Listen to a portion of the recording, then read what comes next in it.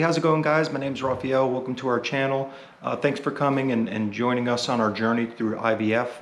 The reason why we're doing this video is just to kind of help other people along who are in the middle of IVF, so that way you can kind of see what we went through, so you can get an idea of what it looks like. From the get-go, I'll apologize.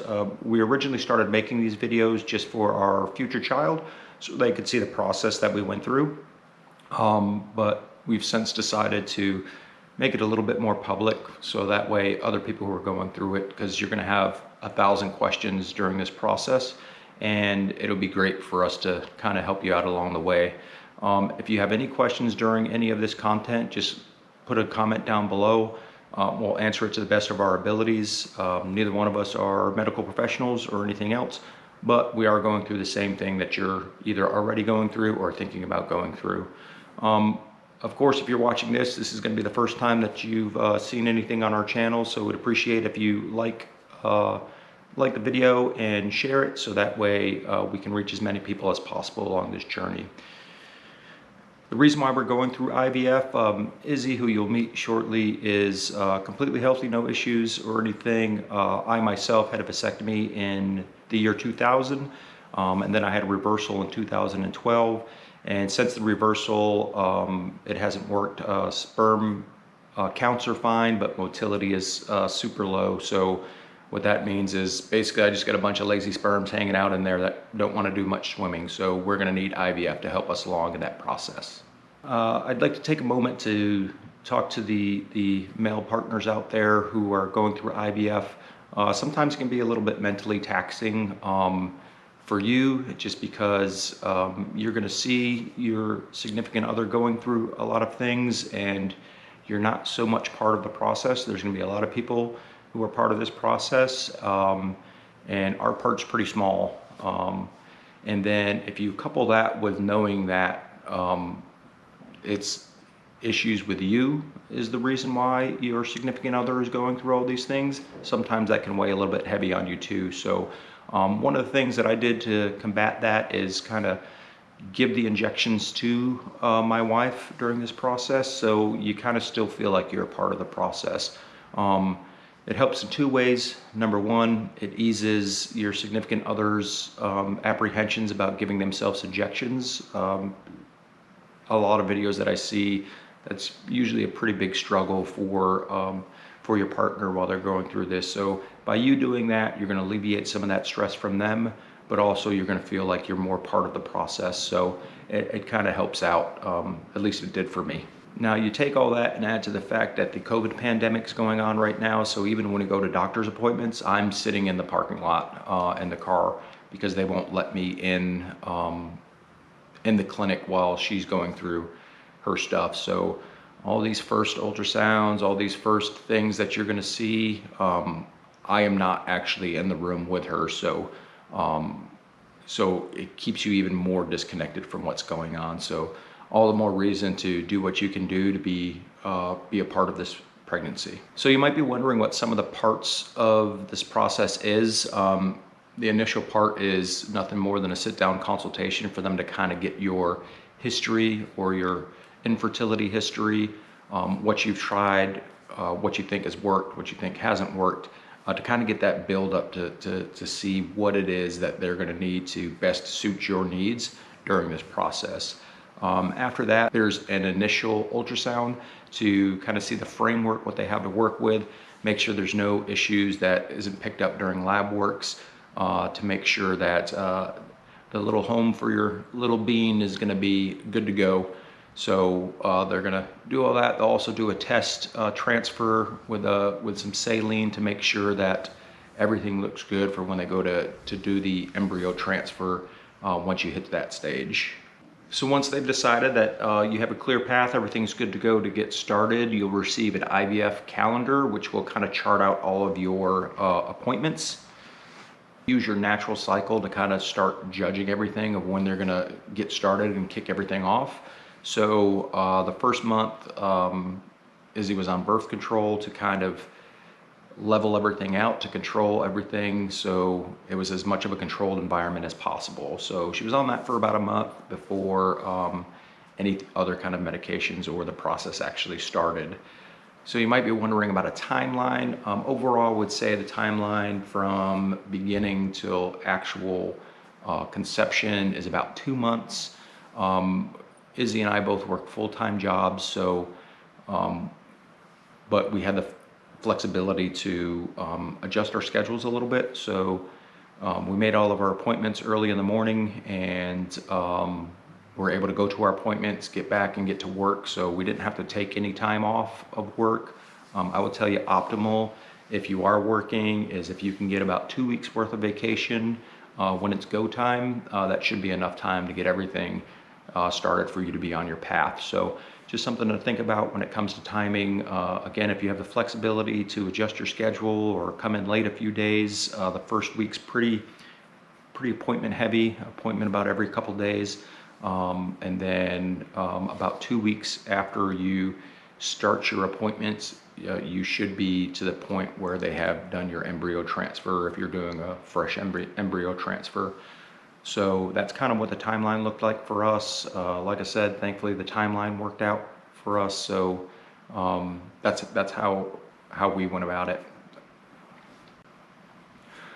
Of course, saying that every physician is going to be different, every clinic is going to be different, every individual is going to be different. So our timeline might not necessarily be your timeline, and that'll be something that you'll figure out once they move forward with that process.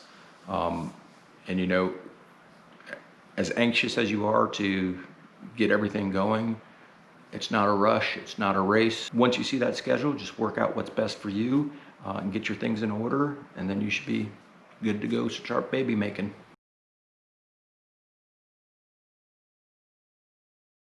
Once we finished the first month of birth control, then we moved on to shots. We started with Gonal-F and Menopur. So Gonal-F was it was in the form of an injectable pen. That was his favorite. With that pen, basically you dial in the dose that you're supposed to take, point and stick, and pretty quick, pretty easy. No kind of pre-mixing or anything with that kind of stuff. It was just out of the fridge and into the belly. So what do you remember about the Gonal-F? Nothing. Nothing. Teeny tiny needle. So there was nothing substantial for her during the Gonal-F. Nothing. As a matter of fact, she got herself all worked up, took the shot and was like, oh, that's not bad. Oh yeah. So that one was pretty simple. Then we went on to the Menopur. Mm-hmm. And the Menopur, a little bit more task intensive. It comes as 2 parts, dry and a liquid. Mix the liquid with the dry and then put it back into the syringe, swap out your needle, and then injection time. That, on the other hand, was not as simple. And what do you remember about It was Menopur? always eventful because every time after the shot was administered, I think the needle was a little bit bigger and that ones were longer. I would not feel anything until the liquid was injected in me. It would always feel like a cramp spreading out, like something is punching me in the gut repeatedly, and that's what it felt like after every shot. Probably because it had like the powder in it. It's a different kind of liquid. I have no idea why, but that one, I did not like that one at all. It wasn't painful, but it was Yeah, so that one's a burner. else. Yeah, it stung. So we continued with those shots for 3 days, I think it was, before we went back for the next set of labs. And during those labs, they check your levels to make sure that the medication that they're giving you at the dosage is the correct amount and that it's doing what it's supposed to be doing. So once we had those additional labs, she continued the shots until the 23rd of August. Mm-hmm. And then we went back for labs again on the 23rd to check her levels again. And later on that day, that's when they told us it was trigger shot day. So the trigger shot is, it's basically to get everything ready to come out. So that was also in the stomach. Mm-hmm. You remember anything about the trigger shot? It did not hurt at all, so. I just remember they're very particular about You will take this shot at exactly this time. Was it 11 p.m.? Was it 11 p.m.? I think for us it was 11 p.m. And it's going to be based off of whatever time that they're going to set your retrieval at. So, yeah, because it's 11 hours before retrieval. Retrieval is at 10 in the morning. yeah, so we were a little bit, make sure it gets done at this time. And I worked until 10 that night. So I was like, please don't anything make me late. After that trigger shot, just looking at my notes here, then she took ganirelix. I'm not a doctor. I think that's how it's pronounced. And these were pre-filled syringes. We just popped the cap off and injected. I'm pretty sure that's the only shot you took from trigger shot to, yeah, so everything else stopped at trigger shot day. And then it was only the ganirelix. There was one day that you took no shots. The was 24th. It the day before retrieval? I think the day before retrieval, because the retrieval was on the 25th. Yeah, so I got a little break. it was trigger shot, ganirelix for 3 days. I think, didn't you have another appointment between that time? I can't remember. I don't remember. But There's so many appointments. ganirelix for 3 days, and then that led straight into egg retrieval. Do you remember anything about the ganirelix shots? No, but I remember when I was waiting for the retrieval, it felt like my ovaries were on overdrive. I feel everything working, and it's like sensations of like going up and down, and yeah, it was weird. But you know, I'm trying to produce as many eggs as possible for the process. Yeah, it was. She was definitely in some discomfort. Yeah. I don't remember her being in much pain. Just It wasn't discomfort. painful. Yeah, it was just a lot of pressure. Yeah, remember you've got X amount of eggs in there when your body's used to only harvesting one egg every month, and now you're trying to get as many as possible. So some discomfort, definitely a lot of bloating. Yes. But the shots other than Menopure were all pretty seamless. So once all that was said and done, we were all set up for our retrieval. Lots of nerves for Izzy for the retrieval because it was the first time that she'd be sedated. So was a little bit nervous for that. So with that being said, what do you remember about retrieval? I think the whole process did not even take 5 minutes for me to be in the operating room, or not even 10 minutes tops, because they still had to, you know, put me to sleep. I don't even remember them counting down. I passed out, and then I woke up in the changing room. I was groggy from the medication. So transfer day, like I said, nerves on the way out there. Once she came back, it was fine. I think you had a little bit of cramping that day. Later on in the day, they did give her pain medicine. Oh yeah, because I took a medication. I took one pill. Was that I think that was the next day, wasn't it? That you took the one pill? I think it was the same day, later on that afternoon. Yeah, so they gave her some pain meds. She didn't use them all, just took one. Stayed in bed that day. They didn't require her to stay in bed, but it's just precautions that we took. So for the next 2 days, she stayed in bed and took it easy. Nothing significant as far as pain or anything. So after the retrieval, 5 days later is when we went in for the embryo transfer. And the embryo transfer was just as quick. If not quicker. I think it was quicker. I was awake the whole time. So it's 2 minutes. Dr. Peavy was there. They were all very great about it. My nurse Mindy held my hand all throughout. Or I mean, I clutched on her arm because I thought it was going to be painful, but no discomfort. I was watching the screen the whole time. It's pretty. It was a very cool experience. And again, like I said before, because of all of COVID and everything, while this is going on, I'm outside in the car. So, so for the male significant others out there, it's a little bit of a, it's a mental thing that you go through with it. But who knows, if you haven't started it yet, hopefully by the time you start, that's all cleared up. After embryo transfer, just took it easy. Took 2 days off of work after the transfer. Not because the doctor said so, but because we said so. Yep. And that begins the long, painful 10-day wait. We forgot to tell you this. After the day of the retrieval was August 25th. The transfer, it was a Sunday. The transfer was a Thursday following that. But after the retrieval, that's when I started on the progesterone hormones. Yeah, so after That night. after the transfer, we started up. Yeah. So after the retrieval, we started progesterone oil, and that shot is in the butt.